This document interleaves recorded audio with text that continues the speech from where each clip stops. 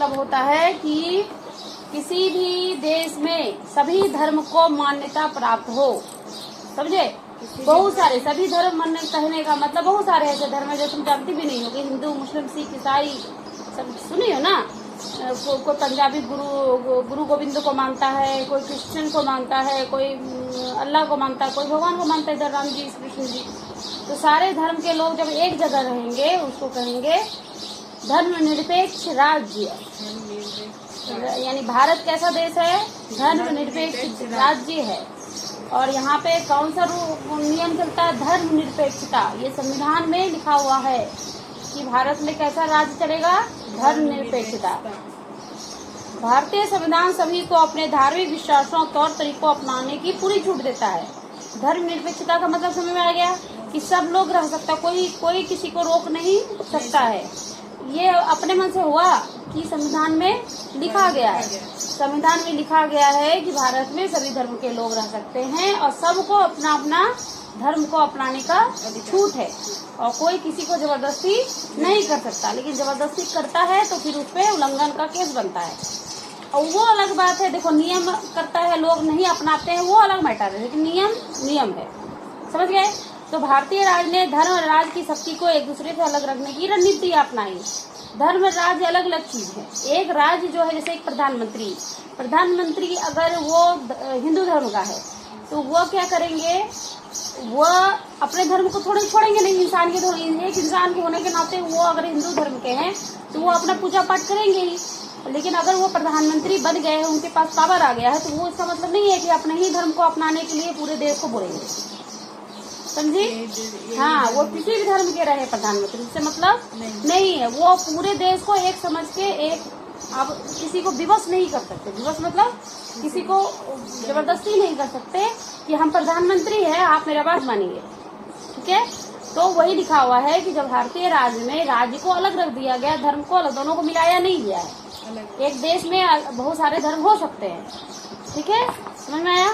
धर्म को राज्य से अलग रखने की इसी धारणा को धर्मनिरपेक्षता बोलते हैं। यानी राज्य का कामकाज अलग तरीके से है, उसको धर्म को फॉलो करके कामकाज नहीं होगा। भारतीय धर्म में हिंदू सनातन धर्म है बहुत दिनों से, लेकिन बहुत दिनों से क्या कहा जा रहा है, धरती का सनातन धर्म से ही चलता आ रहा है। सनातन धर्म में ही हिंदू धर्म है, मुस्लिम धर्म तो सनातन धर्म में ही इन्वॉल्व है, लेकिन उसको मानता नहीं है लोग। उसके पीछे बहुत रिसर्च है, बहुत कहानी है। सनातन धर्म मतलब हिंदू धर्म को मानने वाले लोग। समझ में आया? हाँ, तो सबसे पारंपरिक वही है, उसी से सब ब्रांचेस चलता आ रहा है। तो उसके पीछे बहुत कहानी है, उतना मत समझो। एक देश में सारे धर्म को मानने वाला देश को धर्मनिरपेक्ष राज्य बोलते हैं और ये जो तरीका है इसी को कहते हैं धर्मनिरपेक्षता। पूछा जाएगा तुमको धर्मनिरपेक्षता किसे कहते हैं? जब एक राज्य हाँ धर्म से अलग हो, अलग अलग चीज, धर्म से अलग मतलब राज्य किसी धर्म के में बंधा हुआ नहीं है। राज्य बोलने का मतलब हिंदू, बिहार, झारखंड, उड़ीसा राज्य नहीं, एक राज्य मतलब एक देश लगभग यहाँ पे बोला गया। तो ना, तो धर्म को राज्य से अलग रखने की इसी अवधारणा को यानी सोच को धर्मनिरपेक्षता कहा जाता है। तो इसकी व्याख्या कहाँ है भारतीय संविधान में? कहाँ पर है? भारतीय संविधान के लक्षण में, गुण में लिखा हुआ है। पहला था ना संघवाद, दूसरा था धर्मनिरपेक्षता। पहला संघवाद, दूसरा संसदीय शासन पद्धति। एक संसद के रूप में एक पावर होगा, वहाँ पर के ग्रुप वाइज काम होगा। मतलब समझ में आया? नागरिकों को वोट देने का अधिकार होगा, एक संसद बनेगा, वहाँ से कामकाज पूरा देश का देखा जाएगा। तीसरा था शक्तियों का बंटवारा। अब एक ही आदमी सारा काम नहीं कर सकता, इसलिए अलग अलग चीजें बांटी गई। यानी सरकार के कितने अंग बन गए? 3, विधायिका, कार्यपालिका, न्यायपालिका। कार्यपालिका, विधायिका, कार्यपालिका, न्यायपालिका। अब विधायिका में बहुत सारा डिपार्टमेंट। हाँ, चौथा हो गया नागरिक को मौलिक अधिकार प्राप्त है। अब मौलिक अधिकार कितने हैं? तो 6 हैं। ठीक है? मौलिक अधिकार, हर देश के नागरिक को अपना अपना मौलिक अधिकार है। 5वां पॉइंट था धर्मनिरपेक्षता। ये पूरा था संविधान के, संविधान का महत्व में लिखो, ये संविधान का गुण में लिखो, संविधान का लक्षण में लिखो। ये 5 पॉइंट की डिटेलिंग करना होगा। ये 5 पॉइंट को 5 नंबर में अगर पूछेगा, हाँ, पहले थोड़ा सा यहाँ लिखेंगे, फिर 5 पॉइंट को डिस्कशन करेंगे। डिटेल करके फिर ये पूरा लंबा क्वेश्चन बनता है 5 नंबर का। उसके अलावा छोटा छोटा भी पूछ सकता है, सेपरेट 2-2 नंबर का भी पूछ सकता है। अब इसी धर्मनिरपेक्षता जो लास्ट वाला पॉइंट था, उसी को एक पूरा चैप्टर दूसरा बना दिया। समझ गया धर्मनिरपेक्षता क्या है?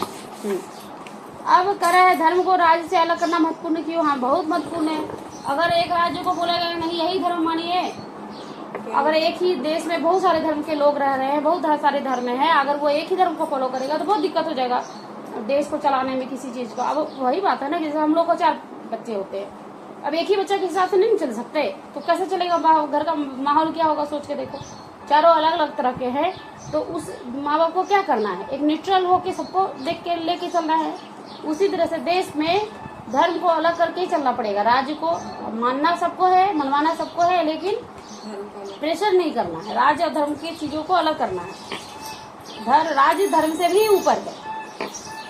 अगर कहा